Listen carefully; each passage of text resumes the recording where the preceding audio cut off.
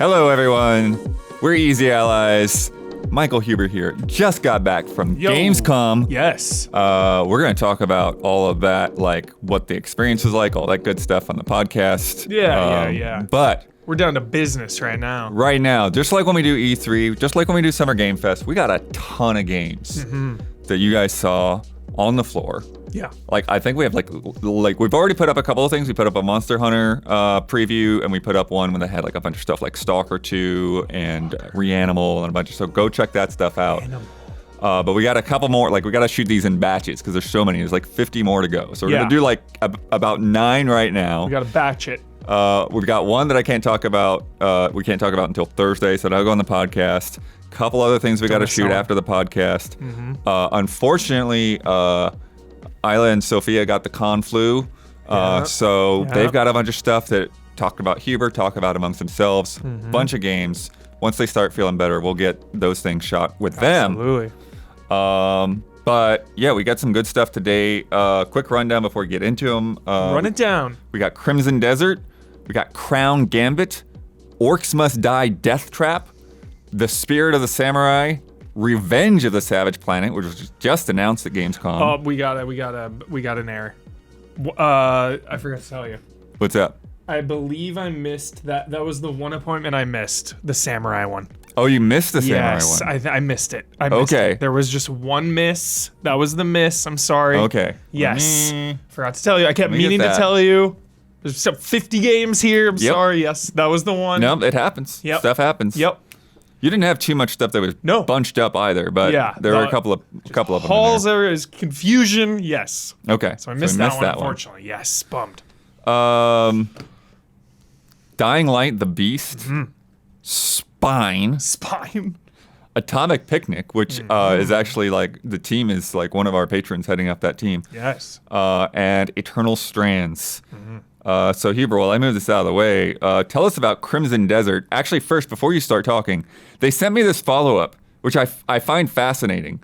Something to note from the devs: it's an open-world action-adventure game with RPG elements, not just an action RPG. Although it may have been classified as an RPG early in development, it has since become a very different game. So, what is Crimson Desert, Huber? Crimson Desert. So it's like Black Desert Online. That's where it was gonna be originally, and now it's its own thing. It is action combat, and I only unfortunately got to play this. The demo was like a boss demo. Okay, yeah, because we've got the gameplay trailer here, but we also have a bunch of boss footage. I was like, why is this all boss footage? Yeah, so I only got to do bosses. There were 4 of them, and I did 3 of the bosses. I saw the 4th boss when I was waiting to play the game a ton. It was like a puzzle boss. I'll explain it. But basically, it's like Black Desert Online. The combat is like really fast, really intense. You're like dodging all around, think like Wukong kind of vibes. Everyone's thinking about that right now. But yeah, the first boss I did was actually really cool because it was this character in like this reed field. It was like the reed devil you were fighting. And he was like teleporting all over the place. Yeah, this is it, Don. This freak show, dude. This guy's a freak.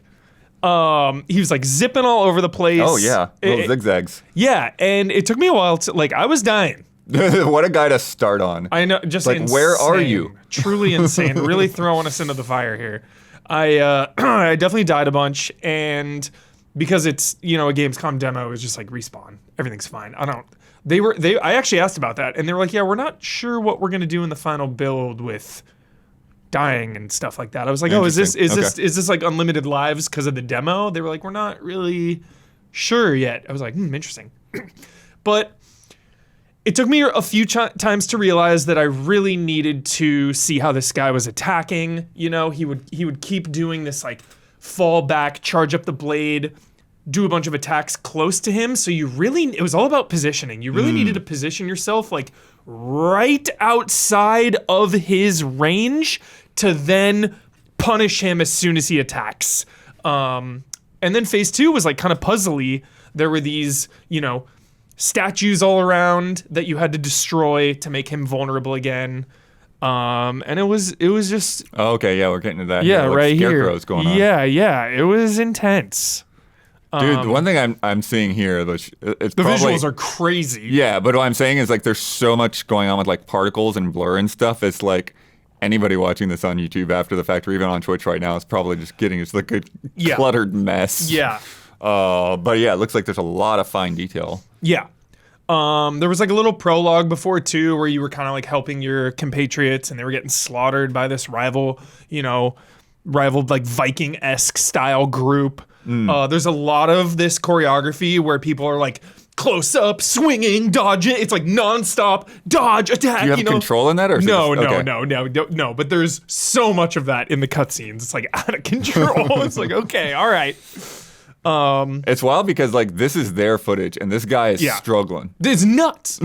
It was seriously nuts. It was challenging as hell. Granted, I had honestly no idea what the hell was going on when I was playing. I was like fighting for my life out here.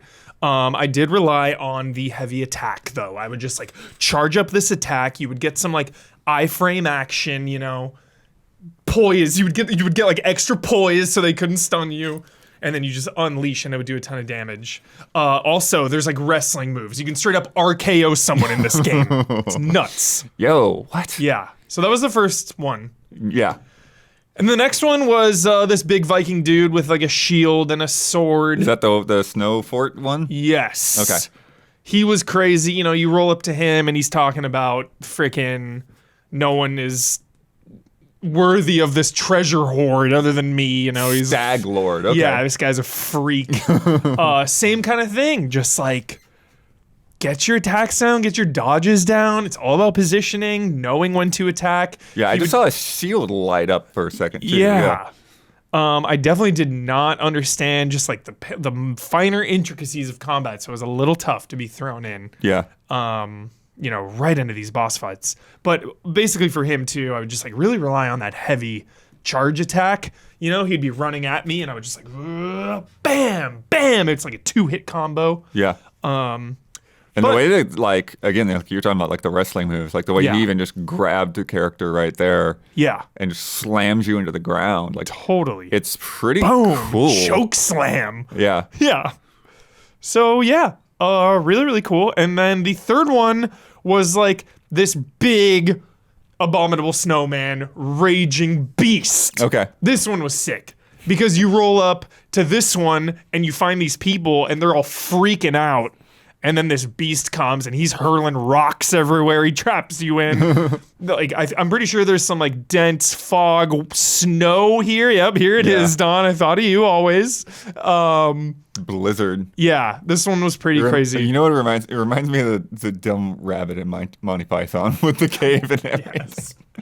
Hell yeah, dude. Culmination, blood. Well done. But you're doing some like some scarring and visual stuff on this damage. guy. Yeah, really, really cool. So yeah, I mean, obviously, like, okay, I played these boss fights. They were really cool. I just need to see how everything else comes together. This big open world. I need to see the progression and the story and characters and, in between the boss fights, how that plays out. But if you're just judging the boss fights by themselves, they were pretty cool. Yeah. And then the fourth one was this big puzzle turtle thing. I don't know if you have footage of that one as well. Yeah, we have it. Yeah. This one was weird as hell. I didn't get to play it, but I just saw it. You have to like...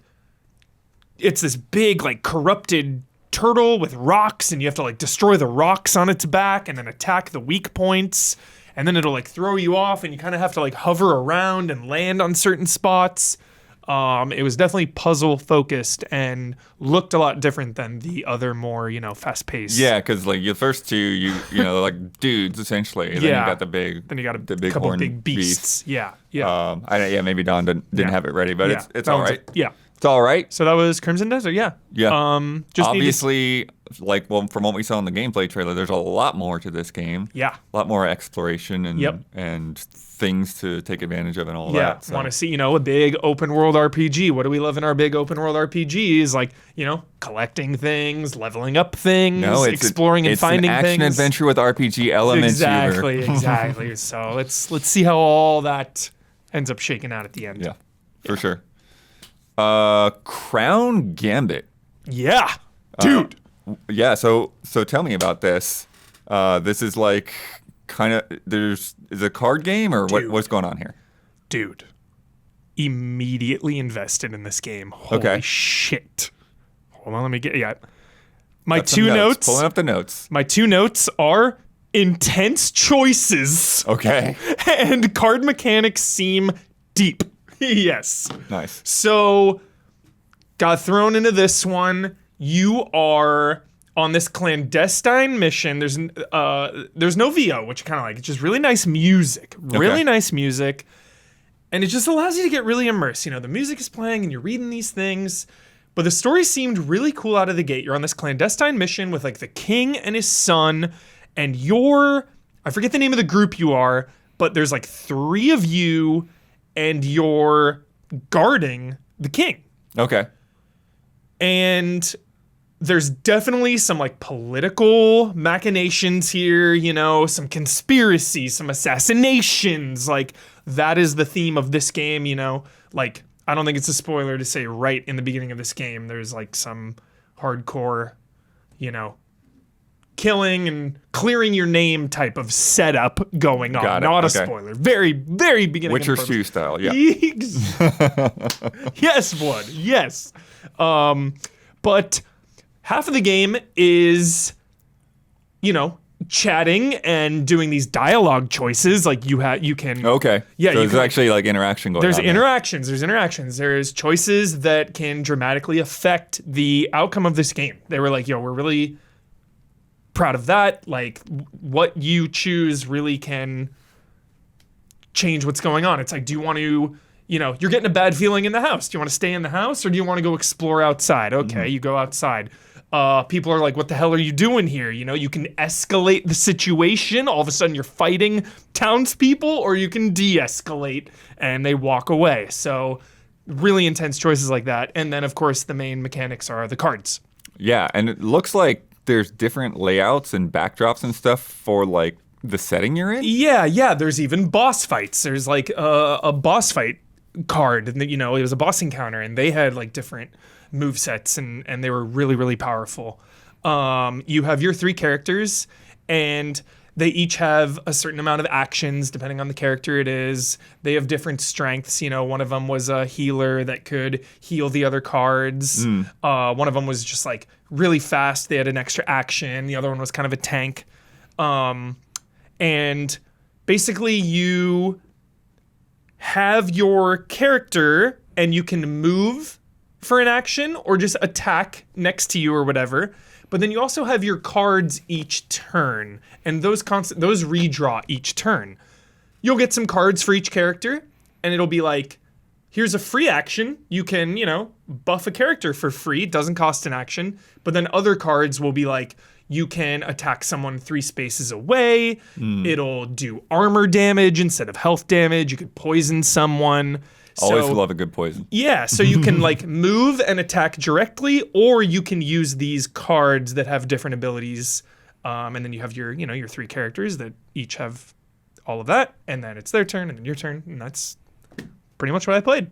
So really, I was really immersed, dude. Like, I was hooked. I do love a good card game, and I do love good dialogue choices, but I just found myself like immediately invested in the story and the choices and the card battles themselves. Did you get a sense for like how your card deck works? Like, do you have a set group of cards? Are you collecting them from defeating bosses? Or? Yeah, you get them as the game goes on. I forget if you could like fully customize or if they just get added in. I think there is some customization, but I didn't get to mess around with any of that stuff. Yeah, just like with Crimson Desert. It's like, okay, here's boss fights. You don't get to explore the world at all. Totally. Here is such a small slice of this game, one key like element of it. So, but what I played of this one also, I'm really high on this one. Nice. Yeah, I'm really high on it. Nice. Yeah, because that's the thing I love, because, you know, like when these things were coming in, you know, like I just like, okay, here's a giant list of games. And I was like, yo, this one, dude, this looks good. And some of them I didn't really know much about, but you guys put your names down. Yeah. Like, okay, there you go, you're booked. Yeah, I liked it. This one I put you on, though, because I knew you'd probably like it. Orcs Must Die Deathtrap. Yeah, we fucking dominated. Yes. They were, I mean, I'm sure they hype everybody up, but like the entire dev room, PR room was like, dude, you guys are nuts. So, Orcs Must Die, if you're not familiar, it is a horde mode tower defense hybrid, I guess. Yeah, that makes sense, yeah. Yeah. Putting a bunch of traps down. Orcs traps come down. in, but then you can also Real-time attack them combat. in real time, yeah. Yes. This one, they really focused on melee combat, getting that good, because primarily, like, Orcs Must Die was a lot of range. The melee never felt super good. They were never super happy with it. Now they are. I immediately chose the bear character with a giant hammer axe thing. He was awesome. You can, like, leap and attack. There he is, right there. Nice. Yes. And it was just super fun. I mean, we were 4 people that were not communicating whatsoever, and it was just so easy to, like, that's such a magical feeling when, like, sure, we're all sitting in the same room, but none of us know each other. None of us are even talking at all to each other. Right. But we all somehow come together at key moments to, like, defend a lane or help each other out, you know? Great. And, like, we putting got traps. some direct gameplay here, too. Yeah, the map is just, like, really good map. I think that really helps you be part of a team without needing to communicate. It's really nice. It'll show you where the enemies are going to spawn, and it'll show you where they are and where each of you are. So it's like, oh, there's people up there. I'm just going to go here. Like, it's really, really intuitive.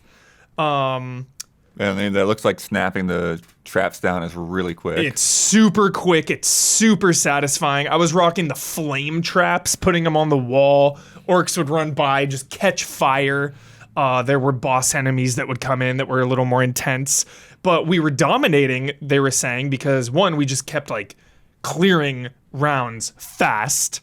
But then there's like this semi-gambling element where you can choose like, after a round, you can like choose a buff. But there's also like curse cards that can give you modifiers, but also make the enemy stronger as well. So we just kept taking all the curse cards. They were like, okay, like that one's kind of intense. One of them, for example, was like your home base gets more health, but the enemies can spawn water elementals, and those bastards were tricky because you would take them out and they would split, and you would take them out again and they would split. So there, it'd spawn like these pretty strong enemies. This character I used, this bear, he had the charge. You could also implement that into a combo, like pop, pop, pop, and then you would do it like a close charge. Nice. And then you could put down a distraction totem, and I just kept putting that in front of my flaming traps. So it was so satisfying. And yeah, there's a hub area. Okay. Which is awesome. Big hub area. Like a tavern or like what like is it? a big, kind of reminded me of Vermintide a little bit, but a little cozier than that. And then they This girl with the clones going on here. Yeah, I only used the bear because it's a bear with a big hammer. I'm sorry. Because you want to get familiar with like at least one character before you start. Yeah, you don't have a lot of time. around. Most of these appointments were like 20 minutes, something like that. Fast. So yeah, if you like Orcs Must Die, or if you have no idea what the hell it is, like this is a top tier co-op game. This is absolutely top tier. I love this franchise. This one's 4 players. It's usually like 2 players. So that's big another upgrade there. Big upgrade. Here are those. Oh, the gambling things. The gambling things. Here are the buffs you can get. Again, some of those will be positive and negative, both. And yeah, Orcs Must Die. Sick. Yeah, hyped on it. Felt good to play. Super satisfying. Another co-op game, Revenge of the Savage Planet. Yeah. Now this one, we just have the trailer for. I tried to email them about footage and if they even have it. Like the time zones got me. But you guys played Journey to the Savage Planet back in the day. Yeah, we like ended up full playthroughing it because it was so fun. Yeah. This one now is third person. Big change there. Okay. Third person game. Let me see. I do have a couple notes 4. The trailer, there was like the corporation sent you off to this distant planet, and then it's just like once you get there, like, oh yeah, we don't actually need you, so Yeah. good luck. They're all about wanting to distract you. Okay. They want you to be distracted in this game. They're like, okay, your mission is over there. Well, on the way there, you're going to see 5 different things where you just want to go off and explore. The whole vibe of this game is just goofy and delightful. There's, adorable creatures everywhere that you can just like kick around and kill and explode. It's like kind of sad. But it is a game about exploration and crafting and the whole premise is that humans can teleport things like across space, but not living things. Got it. Okay. So your home base has basically been on this planet waiting for you for 100 years, and you had to go the long way. Right. So cryo sleep or whatever, traveling there. So you're just trying to set up this like colony on this savage planet, forbidden planet, and yeah, and then crafting I think is really nice. Sometimes crafting in these games can get really out of hand, really out of control. There's not a lot of ingredients to crafting. You find a key couple things and you can use those to, make things. You can make a jetpack, you can make a, blaster pistol. So it's about like basically trying to get your base online and crafting things and exploring. It is a platformer primarily. It's all about platforming. I saw like a bunch of mushrooms and like going underground and swimming and all that good stuff. Totally co-op as well. I only saw single player. There is shooting and like killing involved, but it's primarily a platformer. And it's Metroidvania style. They want you to go to other planets because there's other planets. Okay. They want you to go to other planets, explore those ecosystems and lives and get new recipes and new tools, and then go back to other planets and explore further. So it's all about getting distracted and exploring and, platforming Metroidvania. So really happy with it. Yeah. Well, you say Metroidvania. I'm curious, like during your play session, did you like get a new ability or upgrade or anything? So I didn't get to play. I was just watching them. Oh, got it. Yep. Hands off. Got it. But they had this goo that was blocking a path, and they came back to it a few minutes later when they got the blaster, and they could shoot the goo, and they could go through that area. Okay, cool. Similar, and and a jetpack was one of them. Reach higher ground, obviously. I just noticed that the lava area has trees with toasted marshmallows on them. Awesome. Yeah, it's just delightful. The first one's so fun, so fun. So very excited about this. Yeah, you played with Damiani, right? Yeah, we got hooked. We were like, dude, this game rules. Yeah, so Very excited. Nice. Very nice. Yeah. One we did not expect coming is Dying Light: The Beast. Dying Light, Again, I think dude. we just have this trailer. We don't have any like direct. I love gameplay. Dying Light. I love Dying Light. I still have not finished 2. I'm a fraud, though. I'm a fraud. Oh no, I feel the same way. Like I really wanted to like get into 2, and I still need to. Yeah. But Dying Light is. Yeah, I'm going back immediately before. But you this. played the first one, right? Because this is like Fully. First call one, back to the original and guy. the following I beat, and then I played a bunch of 2. I just scrubbed off because there's so much shit. But I'm immediately gonna start over, go back. I gotta beat it. Dying Light: The Beast. Kyle Crane is back after 10 years. He's been like experimented on, So he's been in like zombie DNA. Yeah, something like that? He's been in captivity this whole time. Is the premise, which is so intense. It takes place after 2. They confirmed.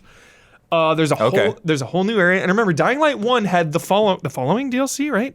I think so. Yeah, that DLC was so good. They added like a dune buggy you could have, this whole new area. Like that DLC was really fantastic, and the amount of support they give these games is out of control. Yeah, one thing that I brought this up before, but just to like reiterate it, since you weren't here and a lot of people might not have watched it during the reactions of the podcast. Yeah. But so they confirmed that this was originally going to be DLC, and then they decided that like this is we need to make this a standalone. They were talking about like in development how much it like kind of expanded, but I also think it's partly because I think they were having a hard time getting people to like pay attention to Dying Light 2 DLC. Yeah. And so by making it a separate game, it's like, hey, this is a New thing. This is a different story. You can jump in without playing Dying Light 2. It's okay. You're not playing as the same character. So it all makes sense. Yeah. For sure. New area, new powers. Kyle has powers now. I didn't really get to see a ton of those, but there was like a rage mode, basically, Spartan rage. And then there's like another, like a big beast dude that's like your rival or something like that that's hunting you? Yeah, so the demo I saw, this was also hands off. By the way, this is over 18 hours, they said at least. Yeah. 18 hours plus. So this is like a full-on thing. Lots of exploration. Basically, the premise was this like new type of monster was being created or something, or experimented on, some freak show, and you're tracking it. Okay. You're tracking this thing. It was like Indominus Rex style, Don. It was tracking this thing. You see off into the forest and all the trees are like, you're like, what the hell is in there, dude? So yeah, new type of, freako you're gonna have to deal with. But it just seemed like a lot more Dying Light, which is a good thing. Just top tier melee combat. It's nice to have a familiar returning character. It's the voice actor. It's Roger Craig Smith. Yes, yeah. Roger Craig Smith is back. Yes. Shotguns looked awesome. Yeah. And remember how they when Dead Island 2 came out? Yeah. And they were like, hey, guess what? We did the same thing with our like violence and gore. Yes. They added it in afterwards. Yes. To compete. Super good gore. Yeah. And just a deliberate pace, this game. I love it. I love zombies and I love survival horror. Dying Light is all about the nighttime is deadly. Mm-hmm. The deadly night. The monsters are way stronger. There's different types of monsters out that will tear you to shreds. So you have to find safety in blacklight. It'll like protect you or whatever. But one of the areas he needed to get through, he was like going into this house. I love lighting so much, especially in horror games. He would like turn his flashlight on and just like illuminate the dark. And there's just these freak show monsters like Blair Witching in the corner. And he had to like follow this, standard video game objective of turn the power back on. How many times have we done that? So we had to like go into the basement, turn the generator on, monsters come in. You could like you could not board up, but you could like he pushed like a big dresser in front of the door and then kind of went out over the like ceiling vent area. Okay. So yeah, just a deliberate pace. The parkour is amazing, obviously. Right. Like in Dying Light, it looked just as good here. Which if you're not familiar with it, it's like Mirror's Edge with zombies. It's Mirror's Edge with zombies. And other games you gotta fight too, yeah. Dying Light is so fun. I love that game. So yeah. So the Beast looks like a freaking awesome. It just 2024 feels like the year of DLC. There's been like such good DLC in the last year or so. Yeah. And it's just such I didn't a bring great that up either. If you did get the Ultimate Edition, it comes with it. Yeah. Which is super cool. Yeah. That's good. It's just a great way to like get you back into the franchise. Again, I bounced off 2 regrettably. I was like, oh man, like I was having a great time. I didn't stop because I wasn't having a great time. I just got busy with other things. And now this is like that extra incentive to like, dude, go back, Dying Light 2. So I assume other people might, even hop back into 1 because it's like, oh, new one, let's go. So Dying Light, awesome. Nice. Yep. Next up, one I'm very curious about because I think it's from a newer dev and it's a totally new IP. Yeah. Spine, dude. Isn't this the one they like saying Gun Fu or something like that? baby. Yeah. John Wick. So heavily you've got like inspired by John Wick. They even got the John Wick composer to do the music for the trailer. So watch the trailer. But actually the composer reached out to them. Nice. He was like, dude, we didn't even ask. Like the composer reached out to us to do the trailer. The combat is like Batman Arkham. Okay. But obviously Batman Arkham combat to me is one of the best in the biz. I mean, it's legendary combat, especially Arkham Knight, dude. Arkham Knight Iceberg Lounge Challenge Room. Ooh, yeah. You know it. The combat here looked a little rough.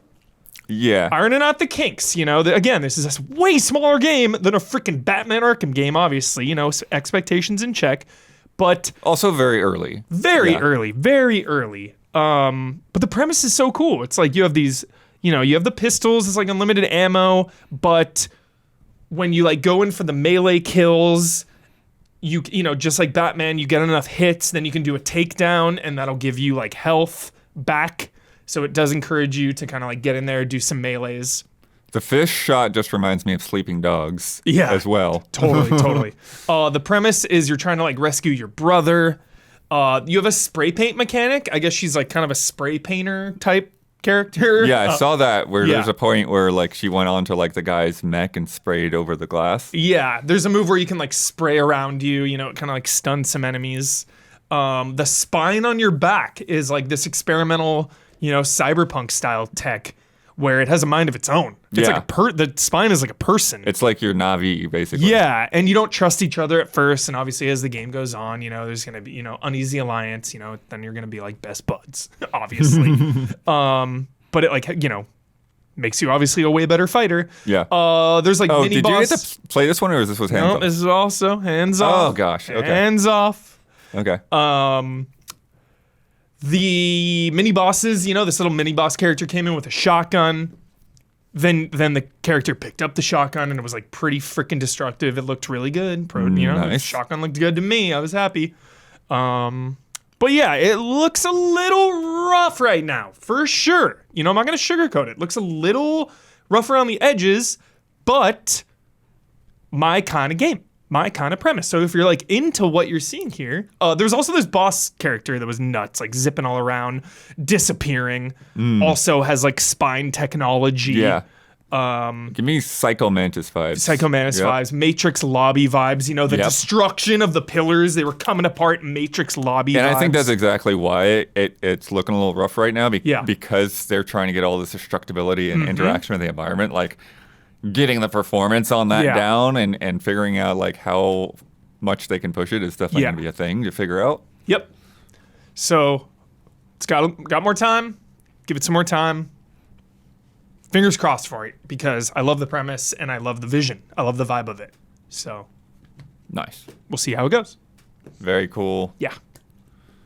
Up next, Cheever, Atomic Picnic. Which you got to meet Elamhut. Yes. Shout out to a patron. Full disclosure. Also. From Brazil. Yes. These guys are in Brazil. Yes. Do you know the other detail about this game? What about it? About the lore of this game. The lore? You don't know this? Are we in it? I'm about to blow your fucking mind, bud. No, kind of, not really. Guess who wrote the outline of this lore? Wait, Kyle? Yes. Oh my gosh. Yes. Full disclosure, everybody. Okay. Kyle Bossman wrote the outline of this game. So there's that. So obviously it's like, dude, you gotta play this game. Right.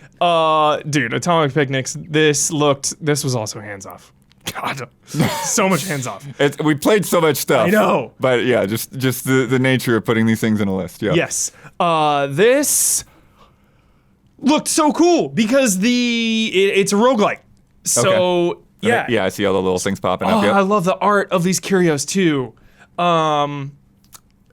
Basically, you are just trying to survive. It's like a horde mode style. There's little objectives on the map, like destroy all these enemies, or one of them was like you had to like interact with a point on the map, and each character has a different vibe.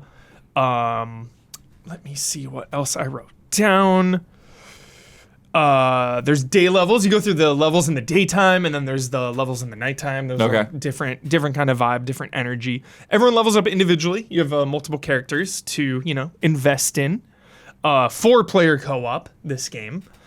Looks like there's a little active reload going on here too. Yep, active reload. Every time you level up, that's when you get a curio. You see in the bottom left, level 5 there. Got it. And that just looked so fun. Just the curios. Again, there's like there's a home base here, like a hub area where you can invest in certain things. And without having hands on, I just getting to see it, I was like, this looks just so fun. like a 4-player. I just love this genre, roguelites, like, one more run type games. The curios all looked really interesting, and the characters, like this bunny character is like out of control. That's what he kept calling her, bunny character. There was this bigger character too, just like slamming around. Everyone has their own different abilities, so they all feel like really different. They look different. So yeah, just from a patron and Kyle. So Right. I'm just invested on that alone. So yeah. Nice. Yep. And then the last one for this batch, Eternal Strands. Which Eternal is one Strands. I've been very curious about since I first Yes. found out about it. This is kind of like a mix of like Shadow of the Colossus and like Breath of the Wild and some other stuff going on here. Yes, I have a full turnaround on this game. Oh yeah? Remember the first trailer we saw? There was a boss fight, and I was like, why are you showing this? There's no context behind it other than this like really long-winded boss fight. Well, I got to see all the build-up to the boss fight, and then all of a sudden, okay, I'm invested now. She just grabbed the fireball? Yeah, so, dude, this game is freaking sick, actually. So, you have all these different types of elemental powers, and you can, like, mix and match them in real time. Yeah. Dude, where do I even begin with this game? Basically, you're going out into the world to, like, collect resources, coming back, crafting. It's that type of thing, like Monster Hunter in a way, a little bit. Yeah, okay. I think there is like a story. You have this like, caravan group. They stay at your home base. Hubs are big right now, I guess. You have your hub area. This is it, where you can use your resources from, killing enemies, and you craft, stronger equipment. The main Like character, a giant dulcimer in the center or something there. I really love this main character's design. It Okay. really spoke to me. She looks awesome. I don't know. Just want to get that out there. Shout out to this main character. But yeah, there's all these elemental powers like ice and fire and this like void damage type thing. And what was really, really cool was like one of the powers was just this spewing flaming breath that was really awesome. I was like, all right, this is pretty cool. But then I got to this boss. She looks like Colleen Wing, Jessica Henwick from Iron Fist. So I got to this giant boss, Blood, and it's like the Shadow of the Colossus thing. It's like throwing fire all over the place. So I go to my ice powers, and I fucking instinctively shoot its feet with the ice. And I'm locking it down, dude. I feel like Iceman. I'm like, shooting it with this ice, and it gets stuck. It can't move. It's like trying to like break free of this ice. So then I climb on it because it's distracted, and I start hitting the weak points.